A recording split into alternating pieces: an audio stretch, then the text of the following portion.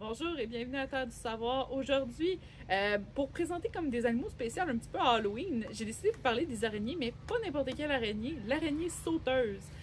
Souvent, des fois, vous allez voir, ça va commencer à jumper un petit peu partout, comme ça, dans le jardin. Puis cette araignée-là va pas produire de toile. Ça va ressembler quasiment à un petit chat. C'est vraiment tout cute, tout mignon, ça a des gros yeux en plus. Ça a l'air d'une peluche. Cette petite araignée-là, justement, va pas faire de toile parce que, comme c'est une chasseuse, elle va faire des fils qui s'allongent un petit peu au niveau. Fait que ça va lui permettre, un peu comme un petit ninja, de pouvoir sauter un petit peu partout puis attraper les insectes qu'elle va venir mordre dans le cou avec ses petits chélicères.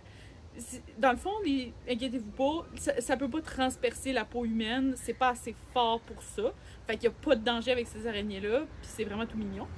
Puis au jardin, ce que ça va permettre d'empêcher les insectes qui vont être un petit peu plus attaquer vos récoltes, des choses comme ça, un peu comme grillons, sauterelles, certaines sortes de mouches que vous voulez pas voir non plus.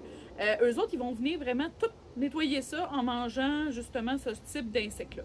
Fait qu'aujourd'hui, je vous montre un petit peu un setup qu'on peut faire. Fait que cet automne-là, jetez pas vos feuilles, s'il vous plaît. Gardez vos feuilles dans des endroits que vous pouvez mettre ça en dessous des plates-bandes. Premièrement, ça va faire du compost pour vos plantes. Puis ça va faire plusieurs abris d'hibernation pour ce type d'araignée-là. Vous avez aussi des grandes branches, comme ça ici, qui vont être super intéressantes à garder parce que où il y a des possibilités d'avoir d'autres types d'insectes, il y a aussi de la possibilité d'avoir des araignées sauteuses. Fait que ce genre d'habitat-là va être vraiment parfait pour eux autres pour venir hiberner l'hiver, pour se promener.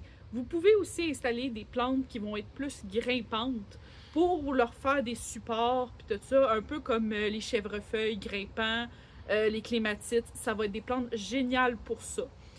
Vous avez aussi des plantes qui vont attirer beaucoup d'insectes, qui vont être très intéressantes à garder au jardin pour pouvoir promouvoir ces araignées-là. Donc, c'est tout pour cette semaine. Merci d'avoir écouté Terre du Savoir. N'hésitez pas à vous abonner à ma chaîne. Passez une excellente journée.